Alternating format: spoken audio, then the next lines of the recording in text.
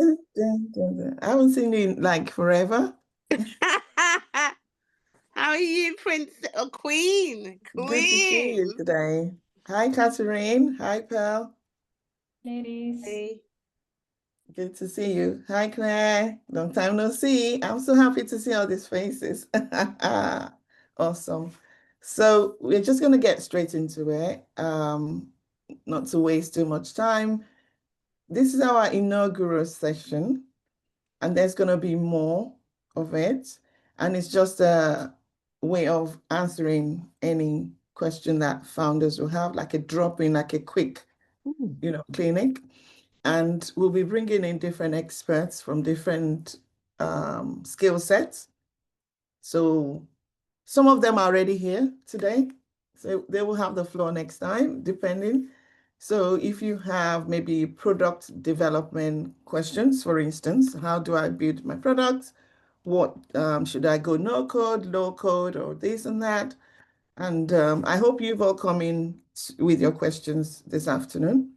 With me today, I've got Katherine, Mora, short Kath, and I'm going to let her introduce herself in a second. Before I do that, I believe I know everybody here. So just in case some people are catching the replay, my name is Bukky. I'm a tech consultant with over 20 years experience. I've helped different organizations, both private, public sector, higher education, build tech products, starting from the need analysis to product development.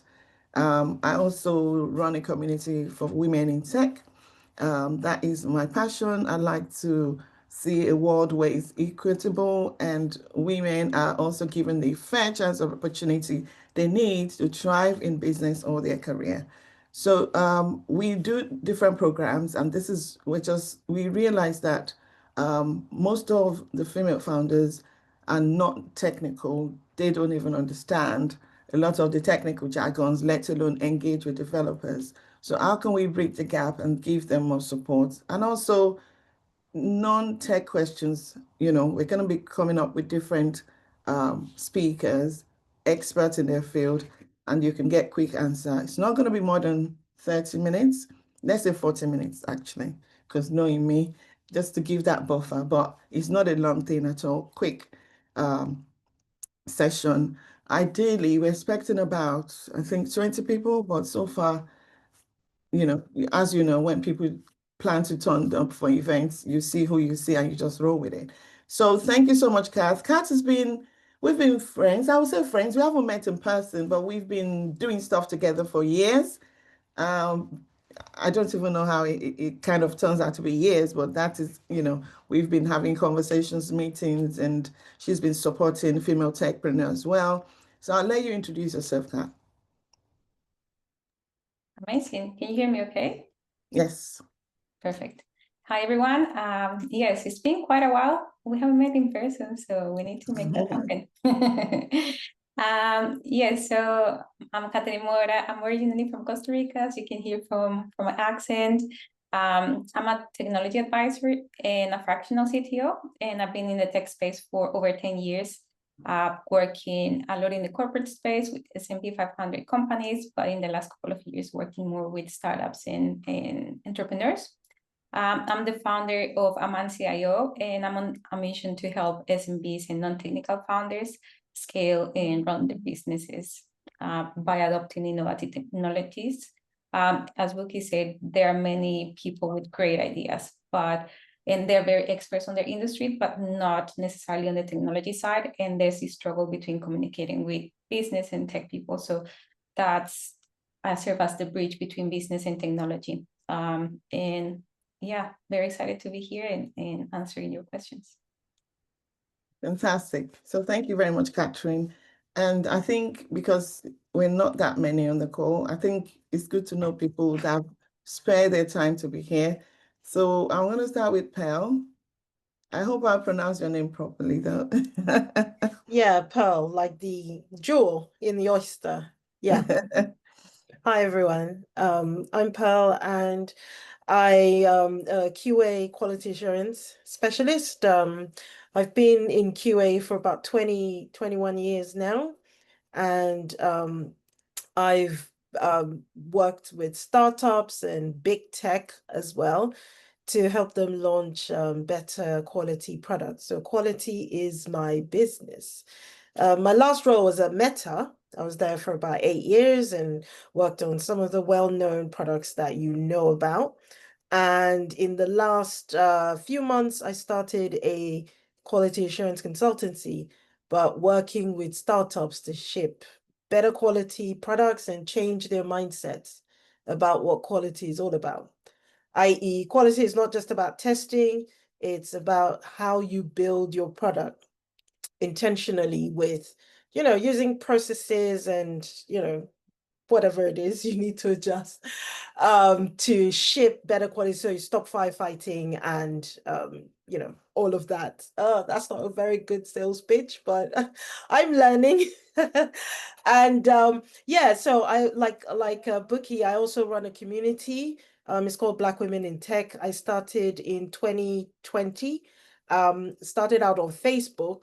And we now have 50,000 members on Facebook, but I'm launching the community outside of Facebook so we could do more for the members there. And on Friday, we launched on the Circle platform, and it's growing. And yeah, that's what I do. Fantastic. Thank you so much, Pearl. I can see that, we're going to bring you up and all the QA stuff. I think most times is very overlooked, and QA needs to be looked at right from the beginning of the project, so that when we're defining the acceptance criteria, then we can test against that. And what I observe is that there's usually, people don't do negative testing. If you test and it goes okay, that's it. But then what if somebody tried to do something else? So a lot of founders, because of their background, we don't know what we don't know. And, but we'll be learning more about how important it is in terms of even with the cybersecurity situation that's happening now, getting hackers everywhere, how we need to make sure that everything is safe. So thank you so much. We've got Claire Jones. Claire, do you want to do an intro? Thank you, Bukky. So nice to see you again and you. to meet everybody. So I was part of Bukky's last cohort, and within that time, I devised my current business, which is called Simply Stories, and that's an AI-driven storytelling platform that I'm sort of working with companies to sort of like really accelerate their marketing and their communications and their storytelling with consistency and at scale. My ICP, which I've really identified and honed in since we've last spoken, Bukky, is that, and this is really through trial and error, are companies that have recently been invested in and have been funded. So the stakes are really high for them in terms of sort of like getting their message out there. And but they don't necessarily have all of the funds to be able to pull in all of the staff that they need to be able to do it. So, I'm in a way, I'm an interim creative team, creative director, brand director. I'm a fractional CMO, as it were, to go into these companies. And I have now secured my first 3 companies, which is amazing. So I'm really joyful about that because it's been a long journey. But equally, sort of not only am I working with companies, but I'm also trying to build out this platform, which is a SaaS platform. I call it SaaS, Storytelling as a Service, for people to either subscribe or to be able to utilize themselves. I've really discovered that the AI journey never stops. It never, we know that anyway, but every week is a different story for me as well. And so my dynamic and the nuance of what I'm serving people always changes and is in this state of growth all the time. I think my challenge is sort of, how do you marry technology moving at such a rapid rate versus what you get out there in the market and how you can serve that's with quality assurance and everything like that, So I've produced my first app, my first platform, but I'm not particularly happy with it because I understand that the dynamics of the community or the landscape is just changing all the time because AI is in everybody's face. And so everybody has so many different things coming to them. You know, that they can use tools that are great. You know, I know it's a lot of sort of like shiny, you know, new toy syndrome, but yeah, you've got to battle against that all the time. But I'm very solid on my journey and how I'm moving forward. It's just a little bit slower than I wanted it to be. So yeah, that's me in a nutshell. Fantastic. So, Kat, do you want to take that? Oh, Yeah. Well, congratulations. Seems like you're doing amazing and have progressed fantastically. I think this happens a lot to anyone building a tech product because everything is changing so fast. So this is a struggle not only for non-technical people, but also for technical people. So what I'll say, and the way that I've managed this is that, first of all, you need to remember what is your core proposition, which seems like you have clear, but how does it apply in your product, right? You say you're building a SaaS. So what is that key element of your platform that you're building? And remember that that's the core and you're going to build around it, right? Then it can be expensive, especially when you're starting building things, right? So one way that I recommend is bringing your product sort of mindset and running small experiments.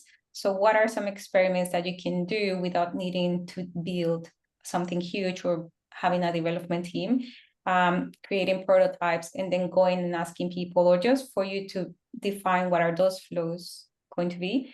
And then based on that, then again, go back and go and build your core product. And then from there, iterate. In terms of technology, there are many things that you can use. Sometimes I think you can balance this thing between, you can go and build something from scratch, which might be best because it will be your IP and it's something that you have control over, versus something that is already built that you will have less control of, but will get you faster to where you want to be. So sometimes, especially early stages, you can try looking for tools that is not necessarily doing what you're doing, but it has the elements that you need, and then build around them, but keeping in mind that there will be certain limitations with it, right? That at some point you will want to move, for example, to a big provider like AWS, GCP, using their AI services, but it's not really needed right now because you're still validating and shaping your product. So I think that's like a key thing for me, that at the beginning you need to balance, like, what do you build from scratch? What do you use from others? And what are the pros and cons? And I always say, like, it's like Lego pieces or building a house. You may want to have a big family, but right now it could be just you and your partner. But then in a couple of years, you might want more people. So then you can add more rooms to your house. Or right now you are a big family, but then your kids are moving from your house. So then you can rent and do an Airbnb. So like, how are you thinking of all those pieces? Doesn't matter if you're not implementing them yet, but as you're speaking with technical people, with your team, and just for you, then you have like all these pieces and it will help you connect technology with your business. That's lovely. Thank you very much. That's really insightful. And yeah, I absolutely agree. And I think that, you know, you naturally fall into these things every day without even realizing. You know, sometimes you're looking for new APIs that you can log in that need to be, you know, lock in that you can, you know, do this, blah, blah, blah.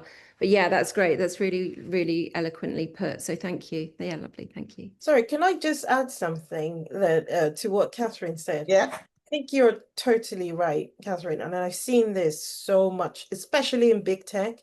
Like, it's so easy to go after the new shiny product and forget what your core offering was and why your users signed up with you in the first place. So people tend to just go after the shiny new thing and ignore, you know, what has kept them afloat all this time. And this is something I tell founders, that your users will not know or remember whatever new shiny thing you've got out there, but they'll remember what you have. And if it doesn't work, that's a big problem. So focus on what you have and make it the best it can be, and then start to iterate to make it better. And this is, from coming from a quality background, this is always what I tell the teams that I work with. Of course, with big tech, at least it's a tech race, a race to the moon. So nobody really pays attention. But for the smaller guys, this is so important. Yeah. Just wanted Yeah. to You also have, oh, sorry, and you also have something really nice that are really sticky, like story as a service. So that also, like, as you bring your foundation and promote your business, well, you're an expert on this, right? But for me, like, that resonated a lot because I don't know, it's something that I haven't heard that much. And again, what is like the core thing for the story as a service that everyone needs, and then don't get lost in features, as Pearl is saying, because it's very easy to do that.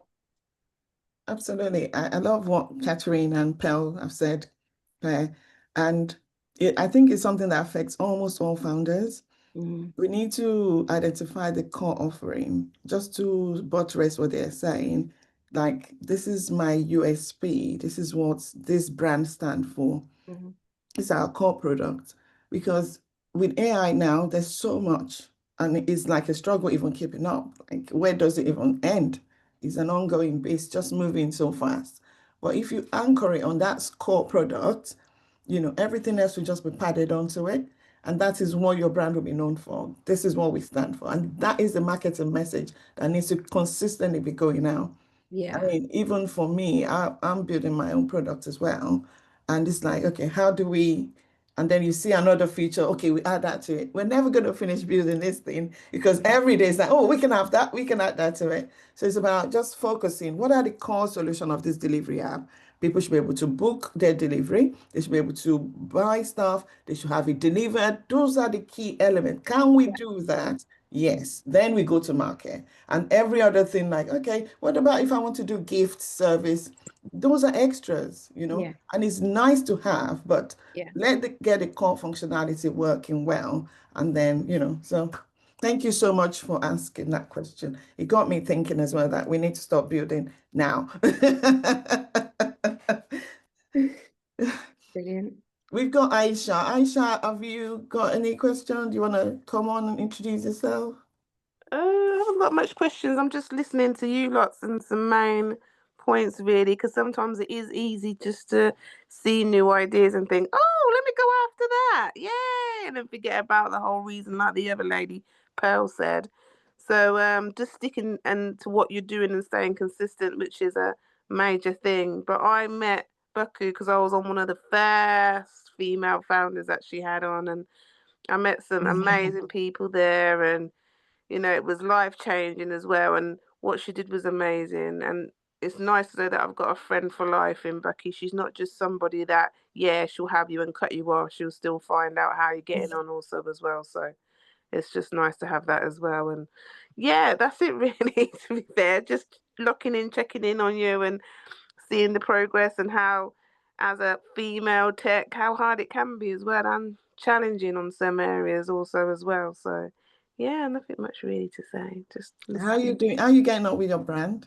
Yeah, I've just now got into a council in where Tell I us am in. about it though, because they Oh, don't so know. my app is to help special needs children that are in school to be able to communicate. So with different emojis, we have different therapies, we have tracking devices, we have incident buttons like an SOS. So if they're in danger, they'll press it and it gets signals to parents and also teachers as well. And we've got meditation certificates, awards. So it's a really big platform that I've created and designed, and I'm just now getting into places after 5 years. So it has been quite challenging also as well. I ain't gonna lie. It's been very hard. Yeah, so that's a bit of But me. you're doing it, right? So I suppose Yeah. with startup, I believe sometimes some people just accelerate very quickly. For some brands, you just need to sit there and be consistent. I was telling somebody that Deliveroo, when did they start reporting profit? You know, I'm building a delivery app and I know how much we've spent and we haven't even scratched this. We haven't made that much. In fact, we're just going to market, and they were running, even with Uber, they were running for so many years, Mm. with So I that, remember them. Yeah, back in 2015, 2016, they were still fairly new and they were only operating like in the center of London. And now, honestly, I think me and my husband, we single-handedly prop up their shares because we use them multiple times every day. yeah. So it's sometimes it's painful and it's long suffering. Sorry to use that word, but if we're solving real problems and our cost target customers are willing to pay for it, then it will pay for itself. But it's just that waiting time, that resilience to just keep going. There's this brand in Lagos, it's called Chowdeck. They just declared God knows how much in profit. It's just amazing. And it's like, oh, so the market is there, but we just need to make sure we're solving a problem and we're validating that as we go along so that, you can always pivot if it's not working, if what you started off with is not really, what the customer need. We keep getting feedback by iterating and just tweaking it and then keep going. Yeah, and you know what, Bukky, to be fair, every time when I thought I was ready, I wasn't. God was like, no, you're not ready. You're not ready. And to look at it back then, I wasn't ready. Sometimes it's not your time, it's God's time. And then when you look back at it, you think, oh my gosh, but now I'm ready, God. I see it. I've changed it. I've tweaked it. Now I'm ready for that. I'm ready to move on to that next level now. So it's been a blessing, really, even though sometimes you get upset because you think I've got to pay this and then that, and I've got to pay all this. Because to be fair, I must have spent about 100 grand on this app. Wow. Do you know what I mean? And it's not like everybody else chipped in, it's self-funded. So, oh yeah, it's been a lot. It's been a lot, And the biggest testimony for me is why I haven't stopped this was my son went from non-verbal to be able to speak by using this app, So yeah, it hasn't. It's been hard, but I do anything for my child, and with my child comes my biggest testimony to help everybody else, parents as well as the teachers, as well as the other students who have got children with autism, have got children that are non-verbal. I'm not saying that they can speak, but there's always a way for them to communicate, and that's what I made and created the app. Well done. Well done. Absolutely. So thank you so much, everyone. I don't know. I just want to go around the room. Is there any question from anyone else? Otherwise, Kat, what would you tell any startup founder listening to us right now in terms of their tech stack and what are the core elements of, I want to build an MVP? What do you need? Where do you start? Because when we did the incubator program, even some of the founders were saying, oh, now I need to go to Fiverr. Now I need to do this. And we kept on saying, you don't need to go to Fiverr. Okay, fine, you've got female techpreneur. And we also have strategic partners that can help you, that you don't need to feel lost. Some of them started using no code, to create stuff, and it's good. At least start off with 10. So do you have any advice for any founders with no tech background whatsoever that wants to launch a tech product? Yes. So I'm assuming that they have already gone through the process of validating the idea. So again, it's always, as it has been repeated here a lot, validate your idea and make sure that people really want it, because sometimes you can just go and build something and get lost in features and someone didn't really want it, or they just wanted a piece of everything that you've built. The other part is that once you have clarity, ideally you should have wireframes, which means like you have like a clickable prototype, and then you know what each screen is going to look like, what happens when you click on this button or when you type this and that, because this is the cheapest way for you to validate again the idea and to be able to communicate with everyone, your users, potential investors, and with your development team. Because if I say to someone, I want the latest app that can tell me stories, it can be anything, right? But you already, for example, Claire has a clear vision that I want, I don't know, there will be a landing page, or if it's going to be an app, the first screen, and it's going to have these options. The onboarding is going to be very simple, things like that, right? So once you have that, then you can potentially move to no code.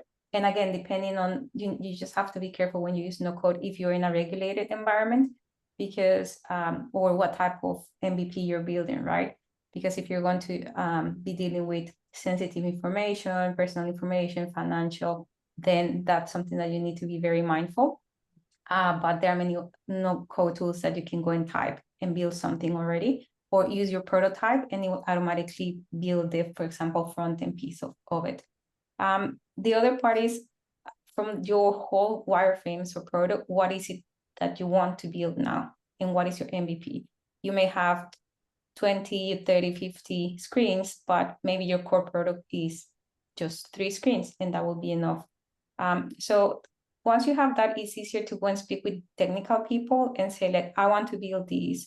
This is a functionality. And then it will be easier to understand limitations, get feedback, and more importantly, get pricing. And then you can go and compare, because if not, that's when you see people saying like, oh, it's going to cost you 20K, it's going to cost you 2,000, it's going to cost you 100,000, because if you just give them a general requirement, then everyone is going to assume things.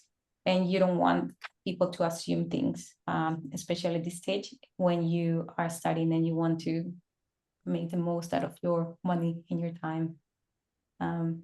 Yes. And there's something that I've seen a lot that is like product requirements document. So you can write that, especially also if you're working with no-code tools, because when you go and give instructions to the, I don't know, to Cursor, to Lovable, then if you put a product requirements document, it's like a document where you're explaining what is the problem that you're solving, what happens when this and this happens. So it gives a little bit more details than your wireframes. And then that will help you, if you're using no-code tools, to build what you want faster. And because when you're building with no code, then you still have the cost of credits. And then if you haven't defined things in the right way, then the no code or the AI will reveal everything, and then it will continue costing you a lot of money with the AI credits. Thank you, Kat. That's amazing. Well, in my journey in product development, everything you've mentioned is 100%. So we want to tweak the way we do the incubator going forward. And we're going to be starting one in October. So how we want to do it is we want to help the founders co-create the product. So we're going to be working with BAs, product designer, and some devs. The dev is light touch because you can't start custom coding in the amount of time that we want to spend, which is 12 weeks. But what you will have is a BA asking you questions to get your requirements done. A product designer asking you to put the wireframes in, your prototype, so to speak, so that if you decide to go with no code or you want to do full development, you can easily transition.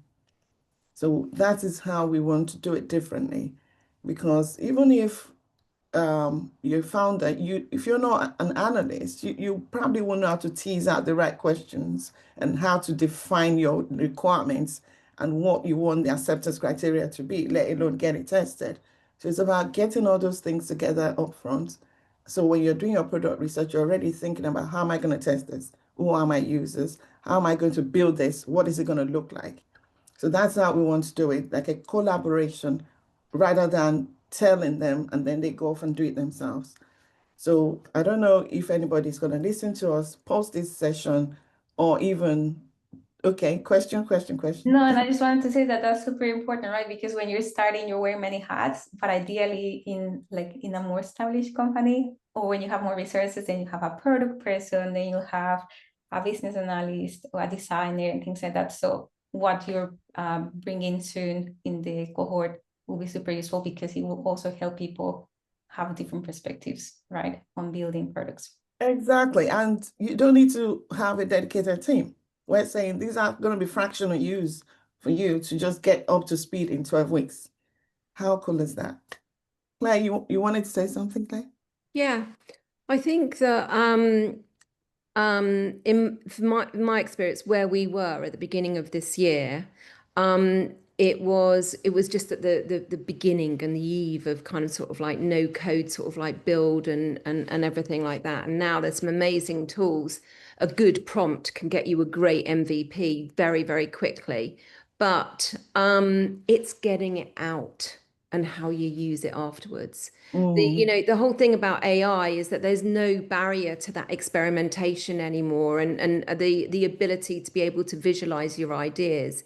That isn't necessarily a problem. The problem is sort of like, and I still have this, what do you do with it afterwards? How do you get it and move it on? And I think a big focus on, going from the no code, MVP to how you get it into the big wide world is a really key part to that journey.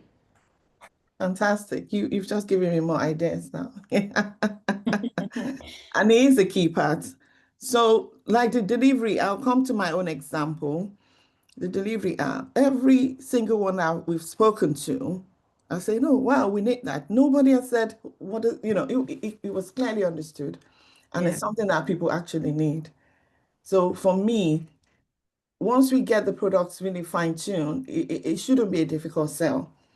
So it also goes back to the problem we're solving, the scale of the problem. Are we, if it's limited number of people, or if people don't get it, or they don't even think they have a problem, then we have a problem as a founder. So it's about that. And everyone, we're saying, come on this app, you're going to get into front of your customers, you're going to sell. They're like, yeah, let's do it. We've never had a single no.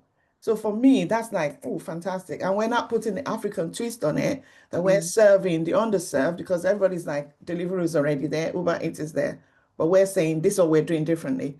So the ability to communicate the value differently and also be in the right places where your customers are going to hang out, is very, very important. Pearl, you've got your hand up.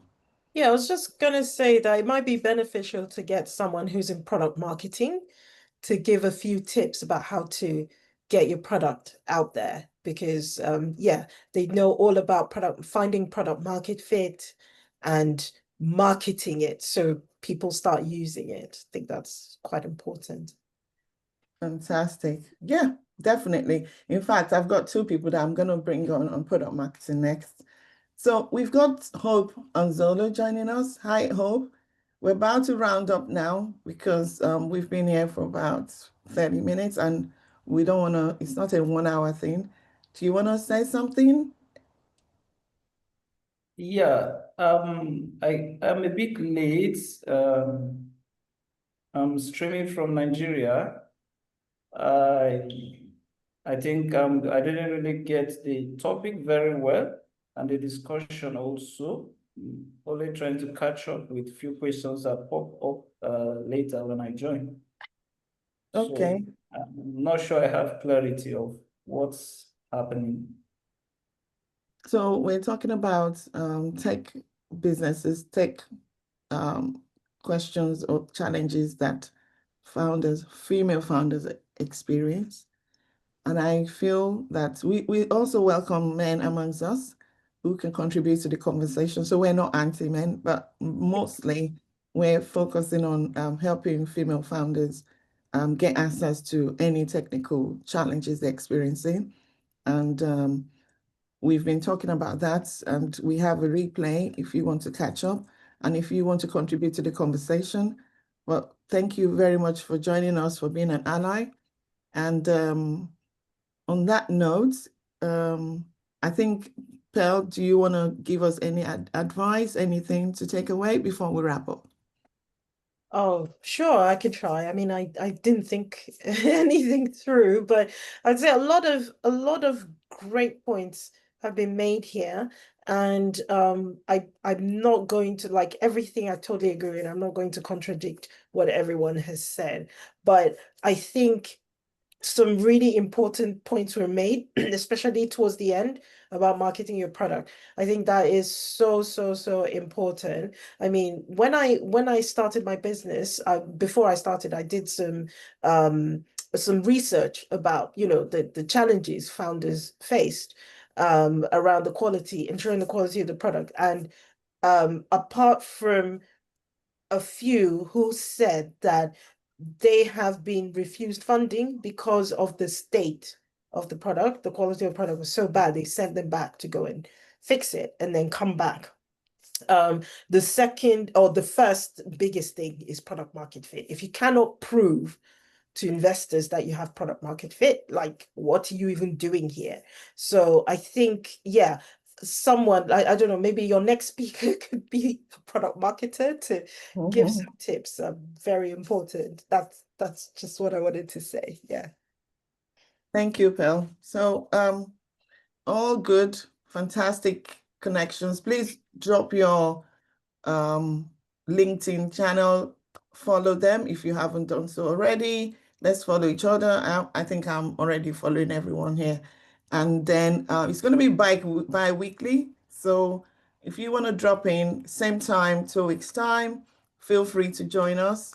It's freestyle, as you can see. There is no set agenda. Just come with your questions or come to have a chat or, share your own tips as well. You're more than welcome to do so. So thank you, everybody. Drop your links. Let's connect. And if you have any question after this or you need anything, do reach out to Khadijat or myself or anyone here. I'm sure they're open to that. At the end of the day, we're already collaborating. That's the way I say it. We work together as women to make sure that we're helping as much as we can in our own little way. And please let other people know. If you know anyone that's got an issue, send them here in 2 weeks' time. Like, this is where you need to be. All right. Thanks all. Have a good rest of the day. And it's lovely to see you. Yeah. Bye. Bye. Bye-bye. Lovely to see you. Okay. Thank you very much. Bye.